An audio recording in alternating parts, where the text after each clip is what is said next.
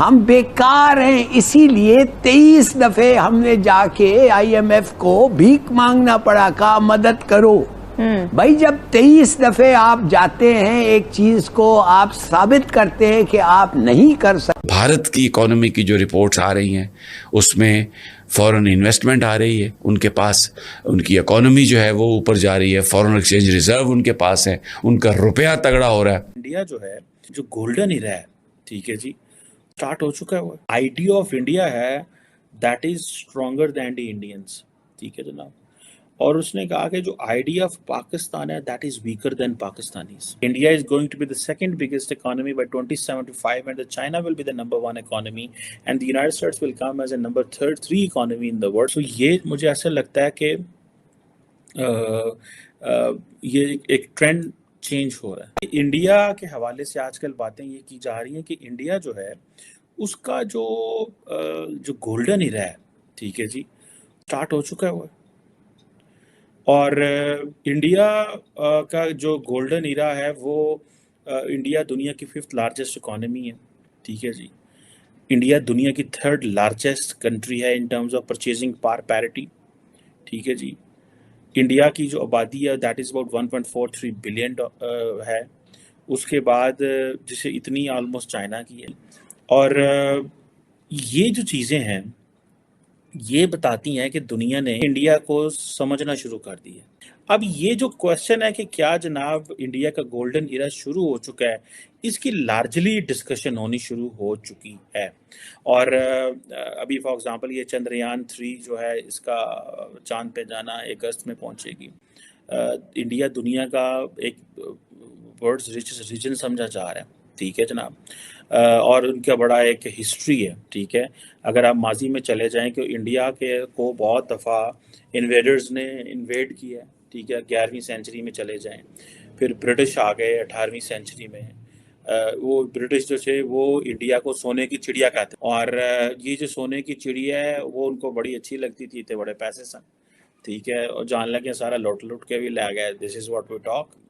If you just look at the figures जो मैंने शुरू में शेयर भी किए हैं, there are lot more we can share further. ये सारे के सारे जो शेयर हैं, जो इंडिकेटर्स हैं, वो हमें बताते हैं कि इंडिया जो है, इंडिया की जो ग्रॉस डोमेस्टिक प्रोडक्ट है, पॉपुलेशन, ये वो सारी को सारी दुनिया डिफरेंट एंगल से देखती है। एक सिर्फ थोड़ा सा कंपैरिजन अगर आप करें इंडिया के साथ, तो वहाँ पर उनके जो फॉरेन एक्सचेंज रिजर्व हैं आज 600 अरब डॉलर से ज़्यादा हो गए हैं वो।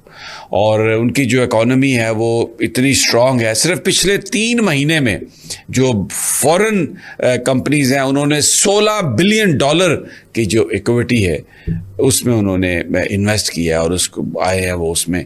उसके मुकाबले में हमारे यहाँ डॉलर जो IMF से एग्रीमेंट के बाद थोड़ा नीचे हुआ था, पिछले 6 दिनों में गेन करके फिर वहीं पर पहुंच गया।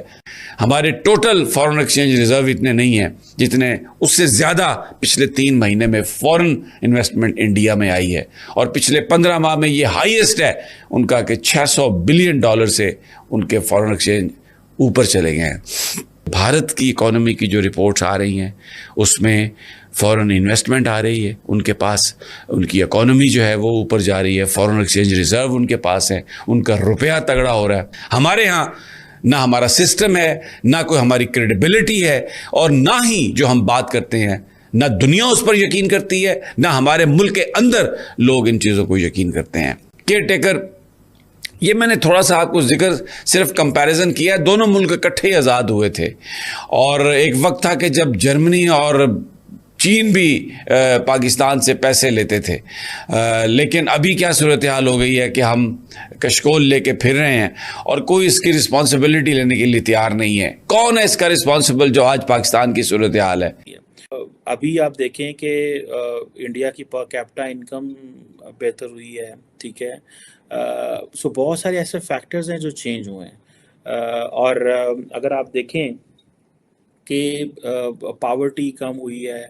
अभी मैं देख रहा था, कल परसों का सर्वे देख रहा था, उसमें था कि इंडिया के अंदर मेरा ख्याल है कोई 12% लोग या 15% लोग जो हैं वो दे आर बिलो पावर्टी, बाकी they have picked up the people. मुझे याद है, I was just listening once MJ Akbar, उसने कहा कि जो आइडिया ऑफ इंडिया है that is stronger than the Indians, ठीक है जनाब।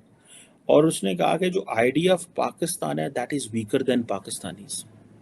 अच्छा, ये बात बड़ी फैक्ट है हमारे यहाँ पे। आप देखें कि हम यहाँ पे जिसका दिल करता है कॉन्स्टिट्यूशन को पकड़ के रद्दी में फेंक देता है। तो कहाँ गया आपके आइडिया मुल्क का? ठीक है जनाब, आपका आइडिया ये था, आपने जनरल अयूब आए, ज़ियाउल हक आए, मुशर्रफ आए, हाइब्रिड डेमोक्रेसीज आई। तो वो जो आइडिया है पाकिस्तान का वो हम डिटरमिन करना चाहते हैं अपनी मर्जी से। हम बेकार हैं, इसीलिए 23 दफे हमने जाके IMF को भीख मांगना पड़ा, कहा मदद करो। भाई जब 23 दफे आप जाते हैं एक चीज को आप साबित करते हैं कि आप नहीं कर सकते। वेपनरी में एम्यूनिशन, प्लेन, शिप्स किधर से आ रहे हैं? ज्यादातर बाहर से आ रहे हैं। एम्यूनिशन किधर से आती है? बाहर से आ रहे हैं। आप बम तो आपने बना लिया, मगर डिलीवरी सिस्टम जो है आपका, कुछ इम्प्रूवमेंट इधर हुए हैं, ज्यादातर वो भी बाहर के बना हुआ है। तो ये अब आप पूछें कि ये बाहर से आ रहे हैं, और अगर बाहर के फॉरेनर्स कॉल द शॉट्स, वो जो हमारे लीडर थे PTI के जो हैं, वो कहते हैं कि बाहर से ये भी बताया जाता है कि गवर्नमेंट को बदलो या ना बदलो। हम नहीं देखते कि जी पाकिस्तान का कॉन्स्टिट्यूशन क्या कहता है, हम अपनी मर्जी करते हैं। हमें इस चीज़ की परवाह ही कोई नहीं है कि कौन हमारे बारे में क्या कह रहा है। और इस वक्त जो डिस्कशन हो रही है वो ये हो रही है कि इंडिया अगर as a super power emerge होता है तो it could be a trouble for the waste.